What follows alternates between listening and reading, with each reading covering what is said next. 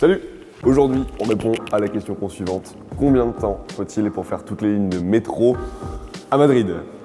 Oui, on a fait ça. Donc on part sur un classique, c'est la suite directe de la toute première LQC réalisée il y a 3 ans maintenant. 3 ans. Waouh, que le temps passe vite. Et depuis, vous nous avez beaucoup demandé de faire les bus, les tramways, les RER, toutes les lignes de la SNCF. Mais nous, non. Nous, c'est le métro, on est focus là-dessus, on bougera pas. Et du coup, on a décidé de pousser le truc un peu plus loin en allant tester le métro carrément dans un autre pays, quoi. Alors aussi, il faut qu'on vous explique pourquoi Madrid. Ça va être aussi chiant qu'à Paris et peut-être même plus. Ici, il y a 12 lignes de métro, ce qui est moins que Paris, mais il y a plus de stations. Et la longueur du réseau madrilène est de 292 km, qui fait de lui le deuxième plus grand d'Europe, loin devant Paris. Donc ça va être encore une fois très chiant, on ne connaît pas Madrid, et le petit bonus, aucun de nous deux ne parle espagnol. No hablo, évidemment, voilà. Ça va être super cool, c'est parti! Bon là il est 5h49 du matin, on commence très tôt aujourd'hui car comme la première vidéo, on sait d'expérience, j'ai envie de dire, même si c'est absolument pas normal d'avoir d'expérience sur ce sujet, qu'il faut attaquer tôt parce que la journée peut être très longue. Du coup, la première étape, ça va être d'acheter un ticket. Et du coup, à cette heure-là, il n'y a personne qui les vend physiquement, donc on va être obligé de le faire aux machines. Ce qui aurait pu nous arranger, parce qu'avant, l'espagnol, on ne parlait pas de ouf. Je dis avant parce qu'on réalise cette vidéo avec Babel, une application qui t'apprend des langues étrangères. Vous connaissez peut-être cette appli. Nous, en tout cas, on a révisé un petit peu avant de venir. Et d'ailleurs, quand on était en Guyane, c'est là où on a fait nos premières leçons d'espagnol. On commence les cours, niveau débutant évidemment.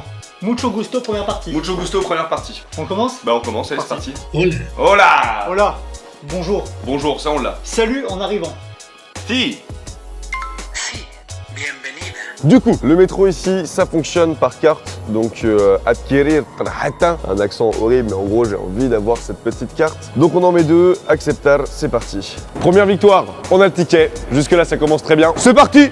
Du coup, on est au terminus de la ligne 1 à Bar de Carros et on va jusqu'à Pinar de Chamartín, l'autre bout du terminus. Le chrono est lancé.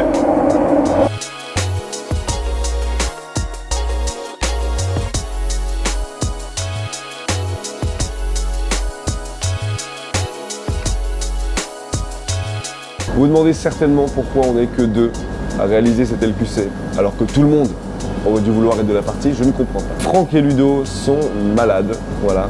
Donc ils n'ont pas pu venir avec nous jusqu'ici, c'est dommage. À savoir qu'on a d'abord commencé à perdre Franck, puis on a perdu Ludo au retour de la Guyane. Donc si jamais la semaine prochaine vous n'avez pas de vidéo, vous savez pourquoi, ça veut dire qu'il y en a un de nous deux qui est parti aussi et que du coup on ne peut plus tourner. En attendant, voilà. C'est juste nous deux, un petit week-end entre potes en Espagne, dans le métro. Et du coup, on vous invite à leur donner de la force dans les commentaires. Allez-y, mettez des petits messages de soutien, ça va leur faire très plaisir.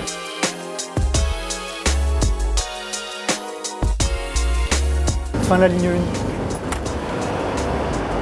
Bon et juste pour info, on va pas faire toutes les lignes dans l'ordre.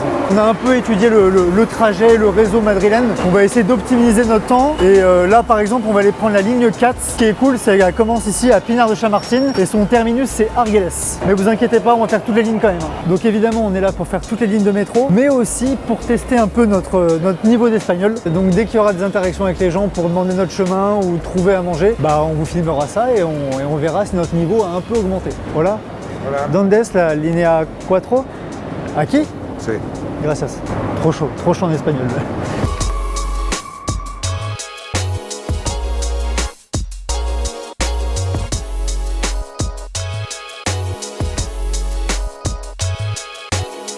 Donc c'est bon, fini pour la ligne 4, on va aller choper la ligne 3. Je vous fais rapidement un petit point sur la situation. On va prendre donc notre 3e ligne de la journée, on en a fait 2 et on est déjà à plus de 2 heures de trajet. Voilà, c'est ultra long entre le moment où on s'est réveillé ce matin et là où on attaque la 3e ligne. C'est très très long. Et il y a déjà des trucs qui commencent un peu à nous emmerder à l'intérieur du wagon. Il y a plein de bruit tout le temps, il y a plein d'annonces. Le bruit pour fermer les portes, c'est une espèce d'alarme horrible. Je sens que ça va me rendre fou.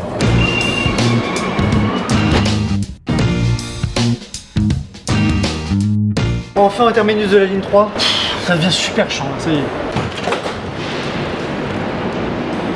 Ça y est, on est rentré dans la ligne 6. Alors celle-ci, elle est un peu particulière, déjà parce qu'on a dû faire un détour pour y arriver et c'est chiant, mais il faut le faire. Et donc je disais, elle est particulière parce qu'elle est sous forme de cercle et donc il n'y a pas vraiment de terminus. Du coup, on s'est créé notre propre terminus, on est rentré à Legazpi et on sortira à Legazpi.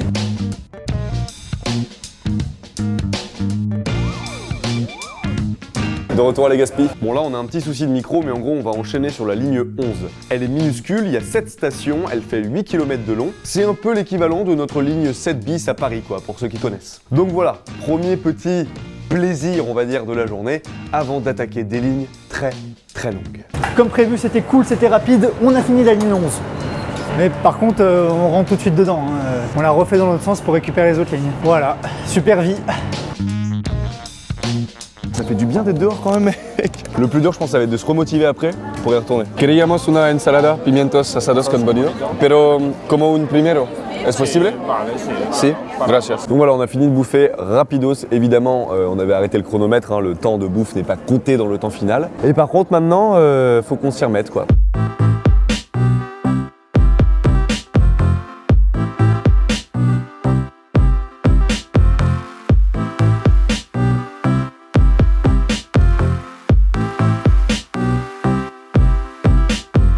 Ça y est, on attaque la ligne 12, c'est un cercle comme la 6. Nous, on est à Puerta del Sur et on va aller jusqu'à Puerta del Sur. C'est parti.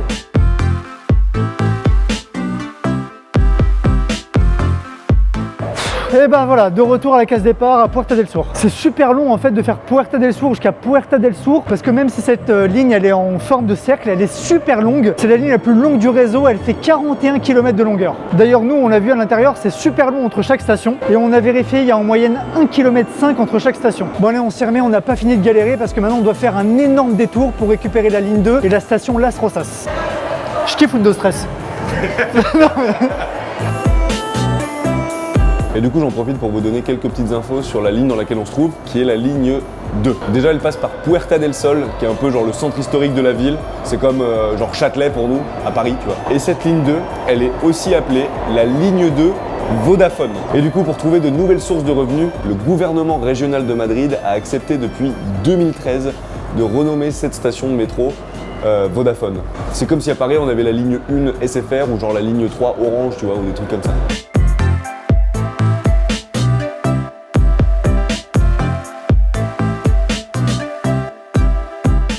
Donc là, on est au bout de notre vie, je crois, clairement, de l'énergie, de tout ce qu'on pourrait apporter dans le métro. Heureusement, je crois qu'on a bientôt fini. Et en tout cas, pour nous, c'est l'enfer, parce qu'on a vraiment l'impression de revivre un mauvais rêve, quoi. Tu vois, on avait fait ça il y a... C'était quoi? C'était il y a 3 ans, la vidéo du métro parisien. Et là, refaire le tour. Putain! J'en ai marre, j'en ai marre, je te jure, j'en ai marre. On arrive à Cuatro Caminos, on a un dernier petit détour à faire. On n'a plus que la dernière ligne, la 8, direction l'aéroport. On est là, et on a juste à faire ça, pour choper la dernière ligne. Par là, je suppose. Dernière ligne droite. Yes.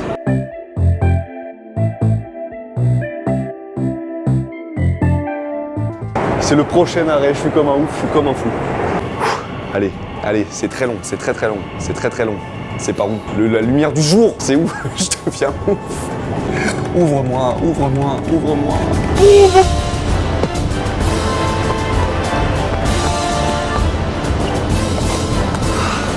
Je sais pas pourquoi j'ai ça dans la main, je sais pas qu'est-ce que je vais en faire, je sais pas. Oh mec! C'est quoi tes impressions? Une victoire, mais une victoire nulle un peu quoi.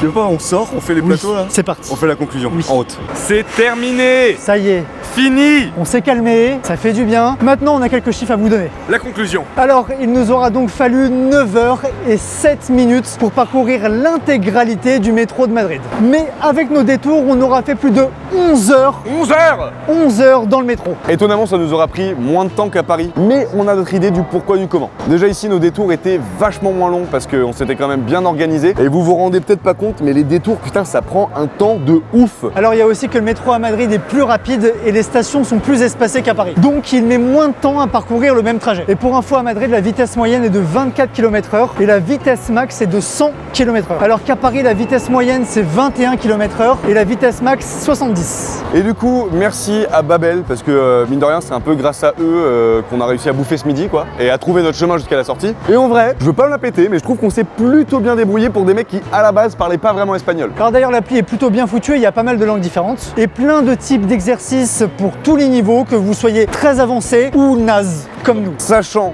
que derrière cette application, tu as des experts en langue étrangère qui travaillent. Donc c'est quand même assez fourni et assez sérieux. Si tu veux plus d'infos sur cette application, on t'a tout mis en description. Donc voilà, si cette question con vous a plu et que vous voulez nous voir galérer dans d'autres villes, J'ai pas non, Non.